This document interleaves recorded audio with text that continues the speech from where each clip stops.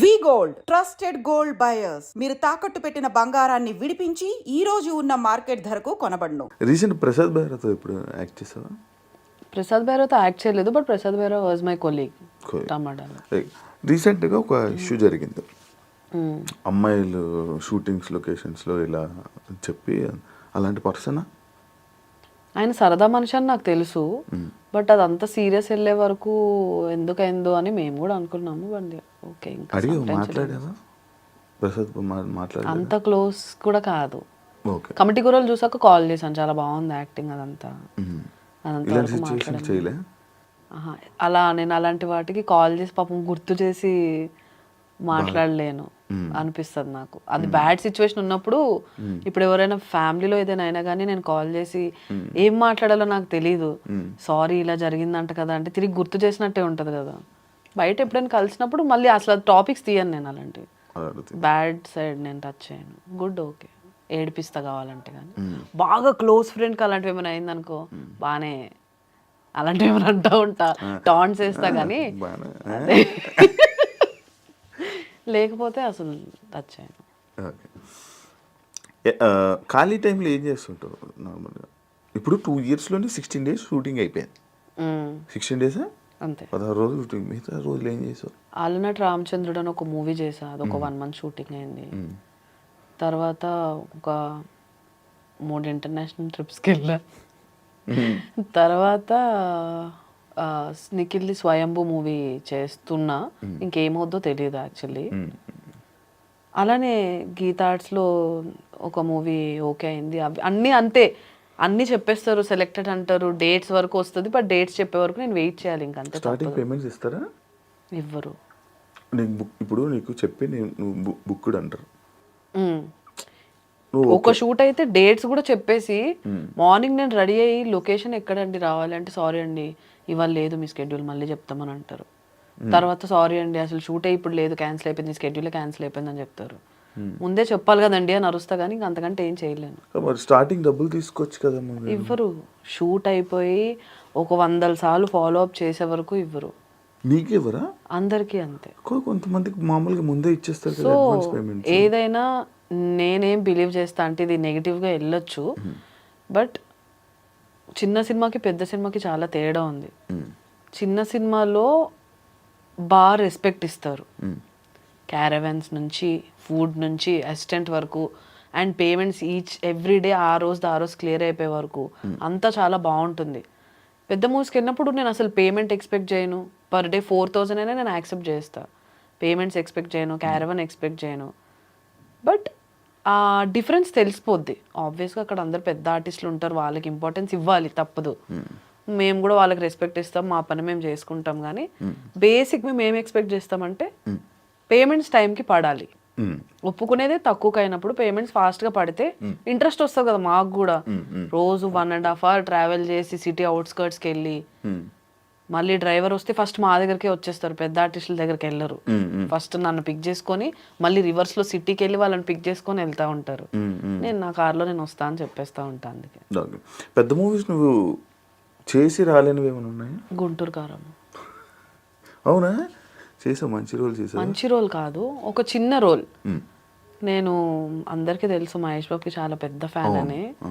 So చూసాను కదా photo, నువ్వు అప్పట్లో నేను కూడా చూసాను ఆ ఫోటో. మహేష్ బాబుతో నువ్వు దిగావు, మహేష్ బాబు నీతో దిగావు కామెంట్ కదా? అదే కదా, చెప్పు. సో అలా 5 times వెళ్ళాను ఆ మూవీకి, లుక్ టెస్ట్ కానీ ఆడిషన్ కానీ.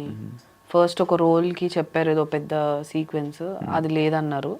తర్వాత ఒక చిన్న దానికి పిలిచారు, ఓకే చిన్నది, కాకపోతే మహేష్ బాబుతో ఒకే స్క్రీన్లో, ఐ మీన్ ఒకటే షాట్లో ఇద్దరం ఎంటర్ అయ్యే షాట్, ఒక చిన్న డైలాగ్ ఉంటుంది సార్తో, మహేష్ గారితో. ఓకే, నాకు ఓకే, పేమెంట్ ఏం మాట్లాడలేదు నేను. వెంటనే నైట్ 11 కాల్ చేస్తే మార్నింగ్ 5కి వెళ్ళిపోయా. అప్పుడు పూజా హెగ్డే ఉన్నప్పుడు సీక్వెన్స్ అది, పూజా హెగ్డే గారు, సారీ గైస్, పూజా హెగ్డే గారు, మురళీ శర్మ గారు, మహేష్ బాబు గారు, నాది 4 members కాంబినేషన్ సీన్. చాలా ఎక్సైట్ అయిన, ఎక్కడా పెట్టలేదు, మేబీ దిష్టి తగిలి ఏమైనా వద్దేమో అని. End of the day Pooja Hegde గారు వెళ్ళిపోయిన తర్వాత సీన్ లేదు.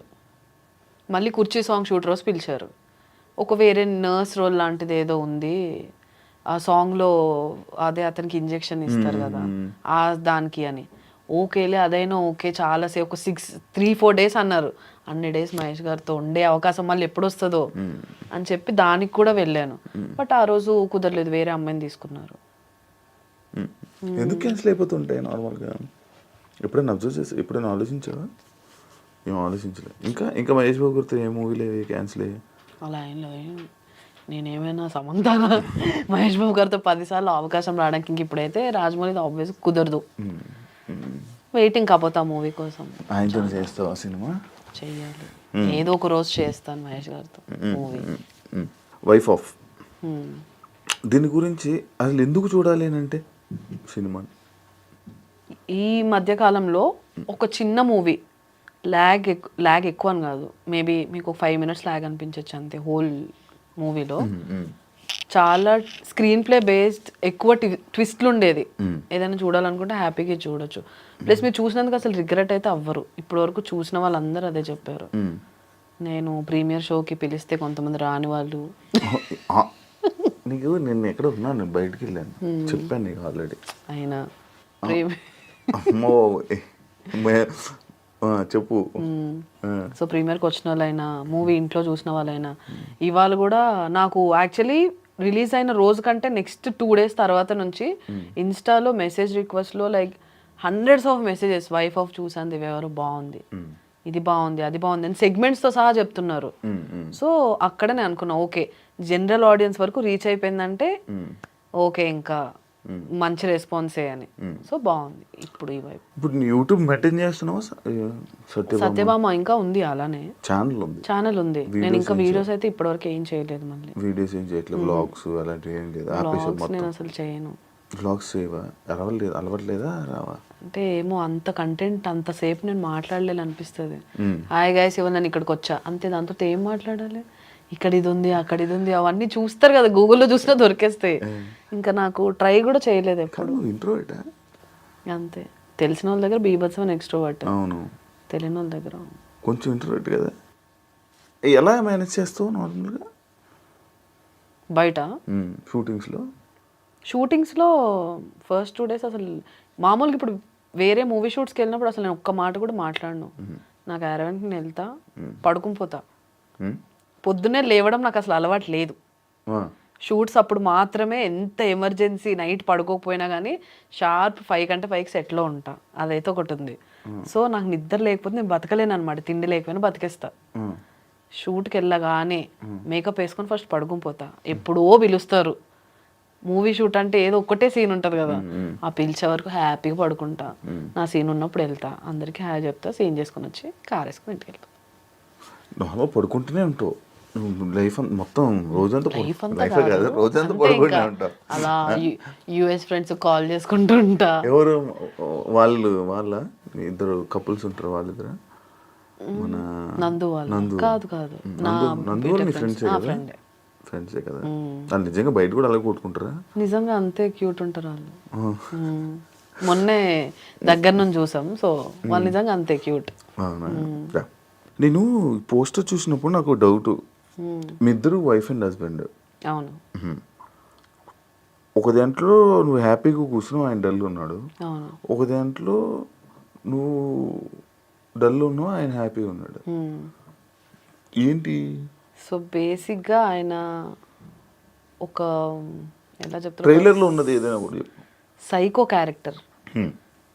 ఆయన పెళ్లి చేసుకున్నాక నాతో హ్యాపీగా ఉండడు అనమాట. నన్ను ఏదో ఒకటి కొట్టడం. మీ ట్రైలర్లో చూస్తుంటే ఫ్రిడ్జ్లో పెట్టాడు. ఆయన సైకో ఏంటి? అదే తర్వాత నా సైకోది ఏంటనేది నేను బయటకు తీసుకొస్తా. ఓకే. సో అందుకు 2 వేరియేషన్స్ ఉన్నాయి ఇద్దరిలో. కాదు, నీ లైఫ్లో ఇలాంటి సైకో వస్తే ఏం చేస్తావు? నా లైఫ్లో నాలాంటి సైకో వస్తా? నీలాంటి సైకో కాదు, ఒక అబ్బాయి సైకో వస్తే ఏం చేస్తావు? కొడతావా? వదిలేసి వెళ్ళిపోతాను, పట్టించుకోను. ఎక్కువ స్ట్రెస్ తీసుకో. నేను ఏదైనా 2 రోజుల కంటే ఎక్కువ ఆలోచించను. ఎంత బాధ పెట్టే విషయమైనా. నష్టంగా జుట్టు ఊడిపోద్ది మళ్ళీ నా టెన్షన్ వస్తే. ఏం పోయినా పర్లేదు, జుట్టు ఊడకూడదా? అదే కదా,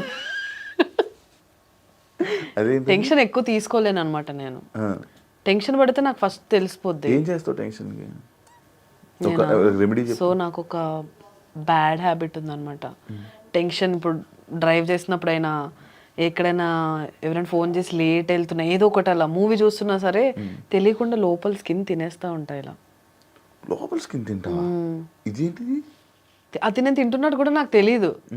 ఇలా ఇలా ఇప్పుడు ఇప్పుడు ఇంటర్వ్యూ స్టార్ట్ కాకుండా కూడా ఉన్నా కదా, అది టెన్షన్ అనమాట. శివ ఎలాంటి క్వశ్చన్స్ అడుగుతాడు అది ఉంది. సో టెన్షన్ వస్తే బేసిక్గా చేస్తా. డెంటిస్ట్ దగ్గరికి వెళ్ళినప్పుడు వాళ్ళు చెప్పారు ఇదంతా ఒక యాంగ్జైటీ ఇది అని. యూట్యూబ్లో కొంచెం రీసెర్చ్ చేసా, చాలా ఆపుకుంటా, చూయింగ్ గమ్ స్టార్ట్ చేసా కానీ అది బ్యాడ్ అని. అలా ఒక పీరియడ్లోనే ఉంటుంది అది అలా కంటిన్యూస్. ఈరోజు తినేస్తే నెక్స్ట్ డేకి ఇదంతా మండుతూ ఉంటాయి కారం తిన్నప్పుడు లోపల. కొరికేసుకుంటావు? ఎంతవరకు కొరుకుంటావు? పింక్ అయిపోతాయి లోపల అంతా తెలియకుండా అలా. అది ఇది ఫస్ట్ టైం తెలిసా విన్నా. ఇది లోపల స్కిన్ నేను గోర్లు తింటారా? గోర్లు అవును, గోర్లు నాకు ఈ స్కిన్ సైడ్ స్కిన్స్ తినేస్తారు. నేను నాకు తెలియదు. నేను కొరుకుతాను అందులో ఒకటిని, ఇలాగే కొరుకుతాను సైడ్కి. అది ఓకే.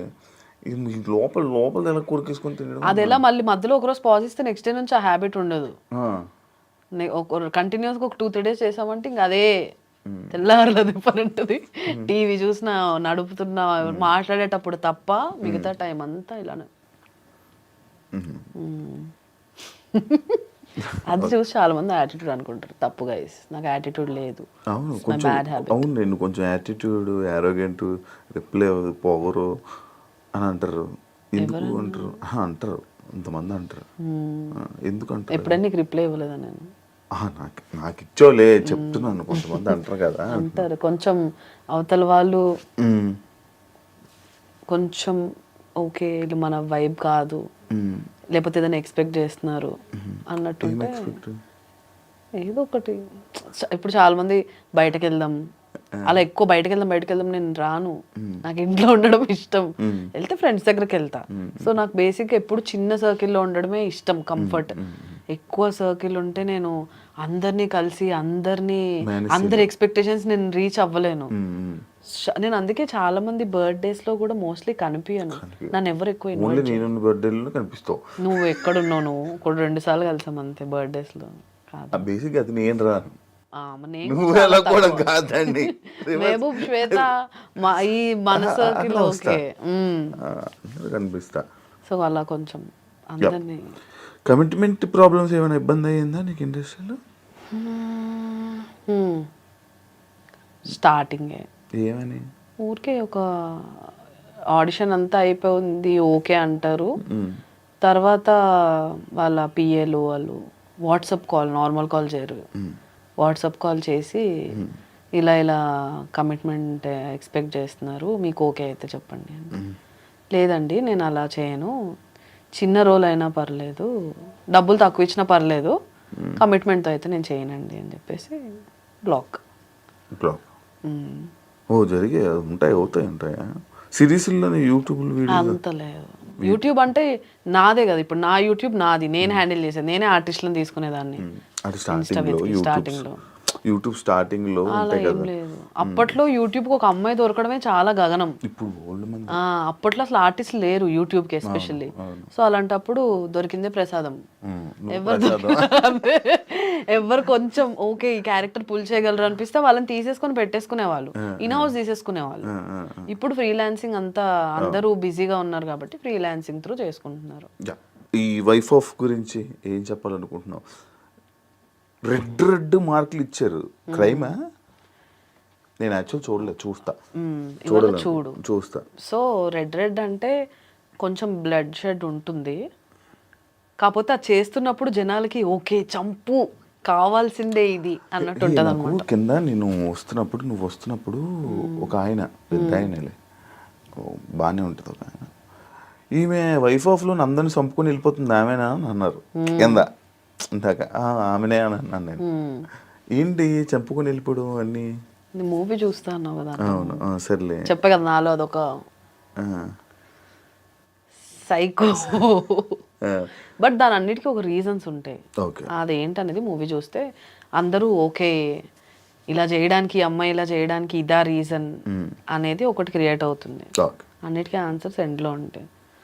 సో అదే వైఫ్ ఆఫ్ ఎందుకు చూడాలంటే, ఒక లో బడ్జెట్ పెద్ద ప్యాడింగ్ ఆర్టిస్ట్ లేకుండా అందరూ ఆల్మోస్ట్ న్యూ కమర్స్తోనే రాత్రి పగలు కష్టపడి చేసి ఇంతవరకు తీసుకొచ్చాం కాబట్టి, అండ్ స్టోరీ మెయిన్గా కంటెంట్ ఉంది, ఇవన్నీ పక్కన పెడితే కంటెంట్ ఉంది కాబట్టి తప్పకుండా చూడాల్సిన సినిమా వైఫ్ ఆఫ్. చూడండి, ఈటీవీ విన్లో స్ట్రీమ్ అవుతుంది గైస్. Okay, thank you.